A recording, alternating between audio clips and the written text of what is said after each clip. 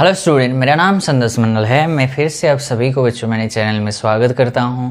I hope आपने पिछली video आपने नहीं देखा है तो आगे के आज के वीडियो आपको कुछ समझ ही नहीं आएंगे, ठीक है। तो आपको वो पिछली वीडियो आपको ज़रूर देखना है विदाउट स्किप। आप मैं एक टीचर ये समझ के मेरी बात को सुनो, ऐसे बोलते हैं ना बच्चों। Blessed are those people, those students. आप बोलो आप स्टूडेंट्स है ना, तो पीपल में मत जाओ। हु हियर एंड ओबे हिज टीचर्स या फिर हर टीचर्स। समझ आया भैया। मैंने अपनी गुरुजी का बात हारे हैं कि उसके डायलॉग भी सारे बातें कॉमेडी सब मैं याद रखा है, एक नोट्स में भी लिखा है।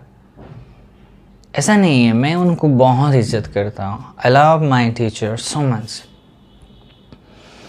तो भैया आप है ना इसकी भैया आज मुझे नहीं चाहिए, एक नई नई चीज़ें सीखोगे बच्चों, वो बहुत इम्पोर्टेंट है।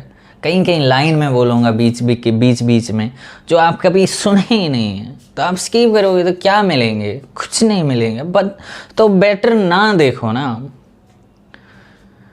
है ना। ये सजेस्ट किया जाता है। अच्छे से सीखो, पढ़ा आपने देखा है तो अच्छे से पढ़ने की कोशिश करो, ज़्यादा बातें नहीं करेंगे। तो आज मैं 3 क्वेश्चन करूँगा। 3 क्वेश्चन करने के बाद जो मोस्ट इम्पोर्टेंट है, जो एग्ज़ाम में ये भी आते हैं, ऐसा नहीं कि ये नहीं आते हैं, लेकिन ज़्यादातर जो एग्ज़ाम में पूछे जाते हैं वो वाले क्वेश्चन करेंगे और एंड करेंगे, ठीक है। चलो, तो ये दिया है, समझ आया। एक कॉर्ब दिया है, एस में दिया है, तो टी के प्लेस में ऐसा हम काम करेंगे। हमको क्या करना है, कॉर्ब जब हम करेंगे रिप्लेस करेंगे तो एक्स नॉट एस करेंगे, है ना। सो ये हुआ मेरा एक्स नॉट एस है, ये वाई नॉट एस है, ये वाला हुआ जेड नॉट एस है, ठीक है। अब मुझे बताओ पी क्या है। ये तो पी है। इंडिपेंडेंट डिपेंडेंट के बारे में मैंने पहली क्लास में बताया था, वो यूनिक थोड़ी ना होता है। P का वैल्यू 1 है, Q का वैल्यू -1 है, R का वैल्यू होता है 2। अब मुझे कॉन्स्ट्रक्ट क्या करना है, वर्किंग प्रोसीजर से हम चलेंगे ना बच्चों। तो वर्किंग प्रोसीजर हमको कॉन्स्ट्रक्ट करना है। P नॉट भी 1 है, Q नॉट भी -1 है, R नॉट 2 है, क्योंकि यह वेरिएबल नहीं है ना। नहीं तो हम चेंज करते एस में चेंज कर देते, या अगर एक्स होता तो पी नॉट हमारा एस होता। समझ आया my dear students. In terms of हम शिफ्ट करते हैं तो इसमें कोई दिक्कत नहीं है। हमको और क्या करना है, फाइंड करना है। क्या है, D X naught by D S हमको फाइंड आउट करना है। कहाँ है एक्स नॉट, कहाँ है? कोई बच्चा मुझे बता सकता है एक्स नॉट क्या है यहाँ पे?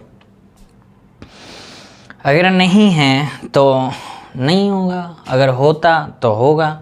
कौन है ये? एक्स नॉट एस है, उसकी रिस्पेक्ट में तो क्या है 2 है। And D Y naught by D S क्या है भैया? ये 1 है।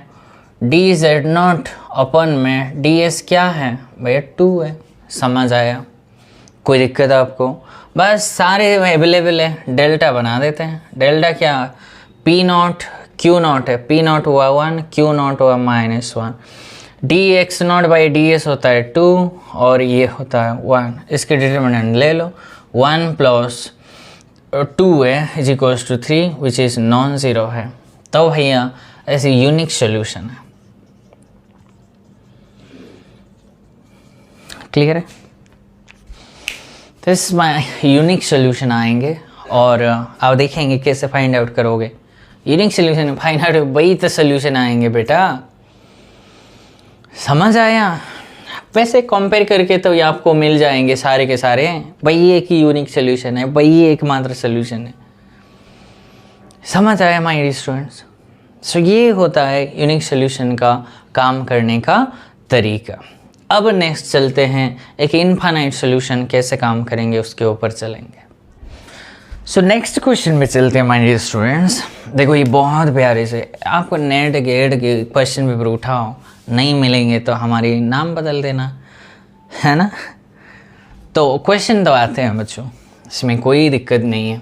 तो यहाँ से बताओ, पहले कॉर्ब का शक्ल ठीक कर देते हैं। यहाँ से क्या दिया है, ए क्या है, जेड की वैल्यू दिया है e⁻x है, समझ आ रहा है। x आपका देखो लेट करना है आपको, लेट x = t लेना है ना। तो क्या हो गया, x0 t का वैल्यू आ गया t, y0 t का वैल्यू हुआ 0 एंड z0 ऑफ t का वैल्यू हुआ कितना, यही है ना, e⁻t। तो शिफ्ट हो गया, ये जो कॉर्ब है ना, कॉर्ब आपका शिफ्ट होगा किससे, t से, 0 से e⁻t से, समझ आया।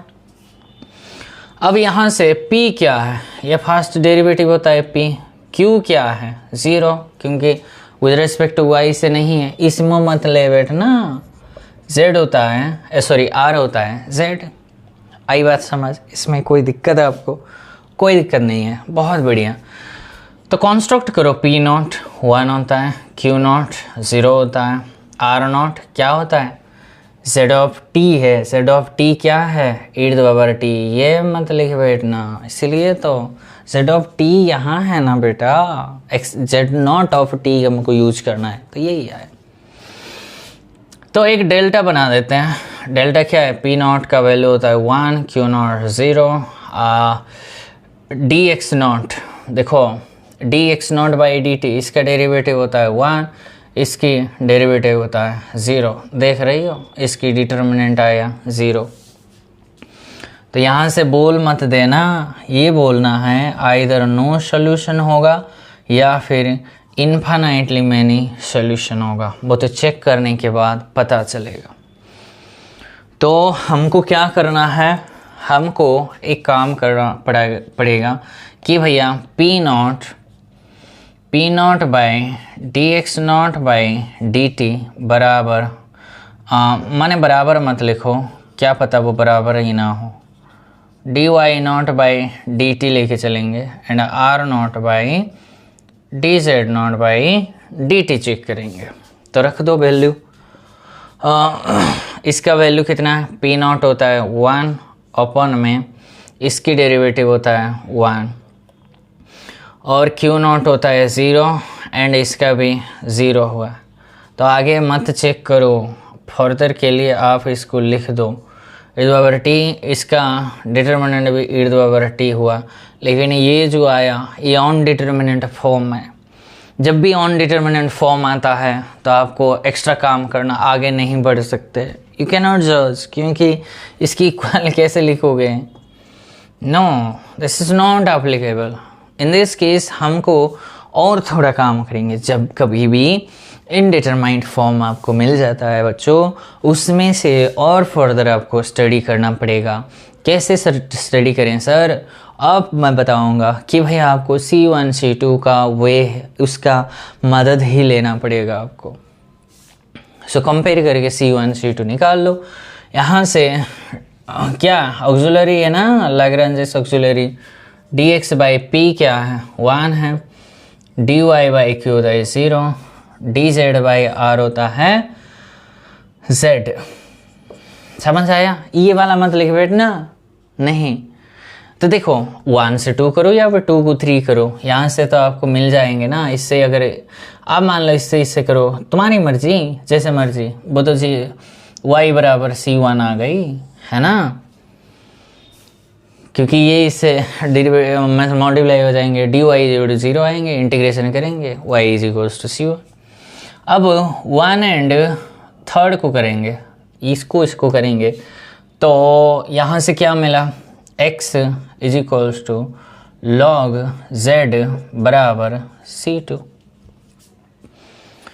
नहीं तो खाली c लिख दो, क्यों c2 लिख दो, x minus log z = c2। समझ आया।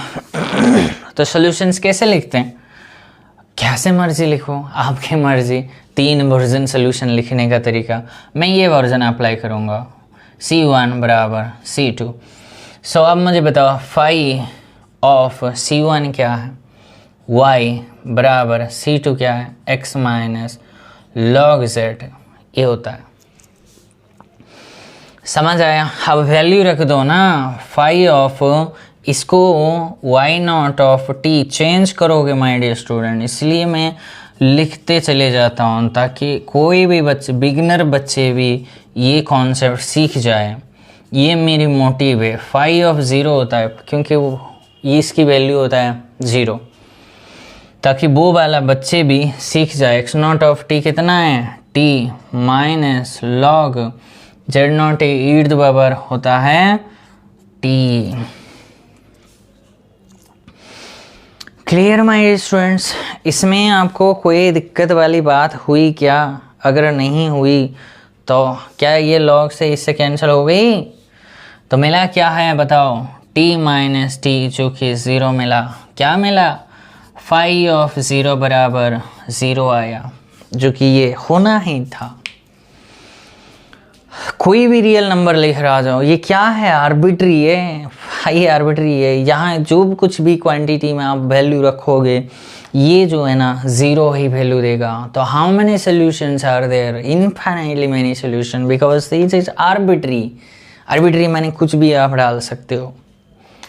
So you give me any real numbers, any numbers, the solution will be 0 solution.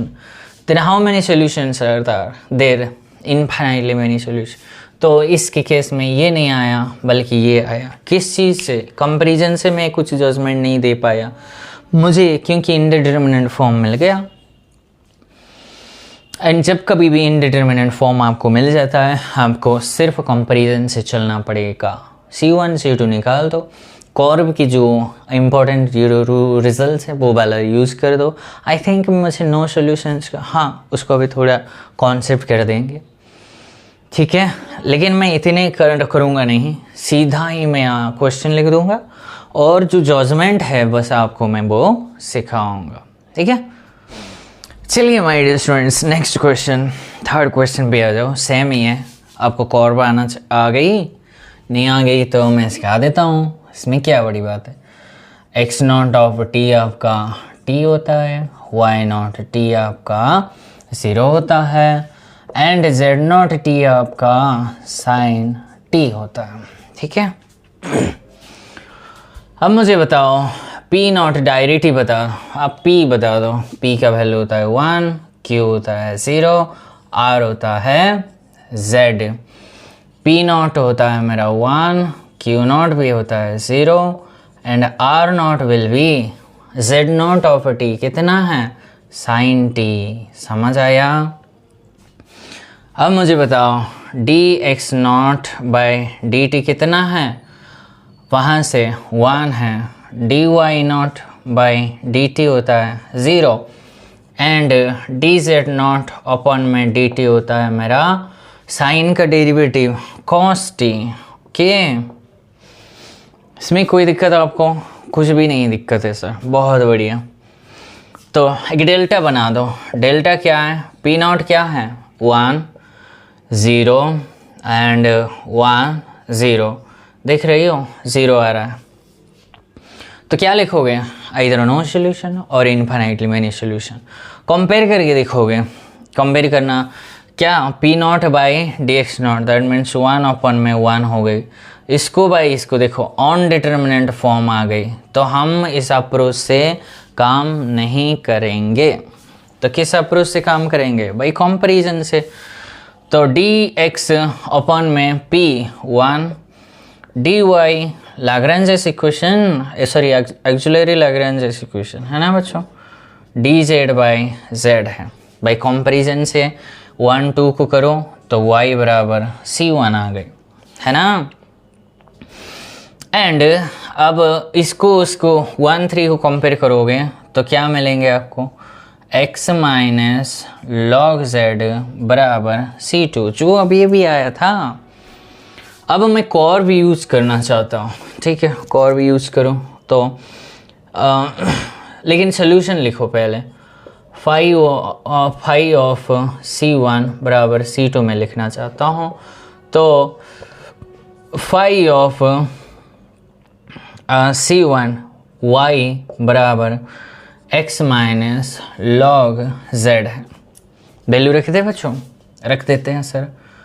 Phi of zero बराबर ये T minus log of sine T आया। ये कैसी बात हुई भाई? क्या ये पॉसिबल है, मुमकिन है? भैया हम बचपन से पढ़ते आए हैं एफ एक्स अगर 2x² + 3 है और एफ ऑफ ज़ीरो अगर है तो भैया किसी भी फंक्शन के ऊपर अगर हम वैल्यू डालते हैं, कांस्टेंट डालते हैं, तो भैया वेरिएबल थोड़ी ना रहेगा। हाउ? ये बोलता है भैया फाई ऑफ ज़ीरो डालने से ये फंक्शन मिलेगा, ऐसे कैसे होगा भैया? कुछ कांस्टेंट वैल्यू मिलेगा, नहीं तो ज़ीरो मिलेगा, है ना? यहाँ से ये एफ एक्स है। अब एफ ऑफ 1 फाइंड आउट करो, एफ ऑफ 0 या फिर any value you give me, put करेंगे तो या फिर ये कांस्टेंट होगा, नहीं तो 0 होगा। ऐसे वैल्यू डालने से यहाँ कभी x का टर्म आएगा क्या? नहीं आएगा। तो ये क्यों बोल रहा है ऐसा? फाई ऑफ 0 डालने से ये वैल्यू फंक्शन मिलता है, ये फंक्शन है, कांस्टेंट थोड़ी ना, ये साइन टी है भाई। तो this is not possible, not possible है तो no solution. Last chapter, third chapter मैंने ख़त्म कर दिया my dear student. Next we will go forward with chapter 4। एक ही कॉन्सेप्ट है और नेट गेट में ऐसे क्वेश्चन नहीं आएंगे, शायद हो नहीं सकता, शायद, ठीक है? नहीं आया ऐसा हो नहीं सकता, ठीक है? कभी कभी तो हो सकता है नहीं भी आएंगे, लेकिन कभी एग्ज़ाम में नहीं आया ऐसा हो ही नहीं सकता। ये मेरी फाइनल वर्ड है, ठीक है? बहुत बार आया हुआ है चैप्टर 4 से क्वेश्चन कैसे आएंगे सर? ये चैप्टर 4 का क्वेश्चन कैसे मैं समझूँ? ऐसे समझो, find the characteristic curve of A partial differential equation passing through the curve अगर बोला है तो चैप्टर 4 से आया हुआ है। कॉन्सेप्ट क्या है, वर्किंग प्रोसीजर, काम करते हैं सीधा। मैं क्वेश्चन लिया है इसलिए क्वेश्चन से ही आपको मैं वर्किंग प्रोसीजर दे देता हूँ ताकि वो आप प्रैक्टिस कर लेना, ठीक है? देखो, इंटीग्रल सरफेस के लिए चैप्टर 3 है, ओके? वो उसी हिसाब से कैसे आएंगे वो देख लेना। कैरेक्टरिस्टिक कर्व के लिए हमको 2 बार आएंगे। पहली वर्जन में क्वासी के लिए आएंगे एंड सेकंड के लिए सेमी लीनियर, लेकिन ये इतना खास नहीं है, ये कभी एग्ज़ाम में नहीं पूछेगा आपको, नहीं है, ये बहुत हार्ड है थोड़ा, मतलब हार्ड तो नहीं है, बहुत लंबा जाएगा वो, लेकिन वो नहीं आएंगे। इस पे हम फोकस करेंगे। अगर वो भी चाहिए तो आप बता देना, हम एक वीडियो बना देंगे उसके लिए, ठीक है? कोई दिक्कत नहीं है। सुनो, क्या करना है आपको? पुट करना है। क्या करना है? पुट करना है। क्या? dx/dt को कैपिटल P लेना है, समझ आया? dy/dt को कैपिटल Q ले लो, dz/dt को कैपिटल R ले लो, समझ आया मैं क्या बोला? तो P इसमें क्या है? क्या ये क्वासी लीनियर है? पहले तो बताओ। हाँ जी है। क्यों? क्योंकि लेफ्ट साइड में z प्रेजेंट है।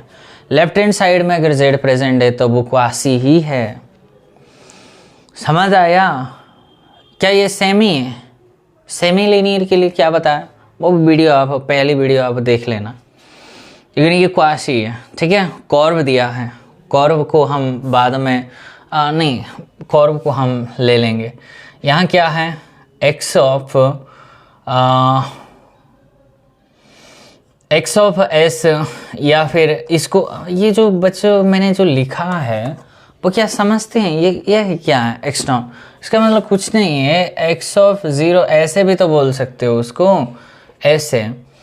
y ऑफ 0 आपके s है, z ऑफ 0 आपके s/2 है। दिखाई दे रहा है या? आई थिंक वो दिखाई नहीं देगा। यहाँ z ऑफ 0 आपके पास s/2 है, ठीक है? समझ आया? वो बाद में तो यूज करेंगे, लेकिन इधर आओ, p का वैल्यू क्या है? z है।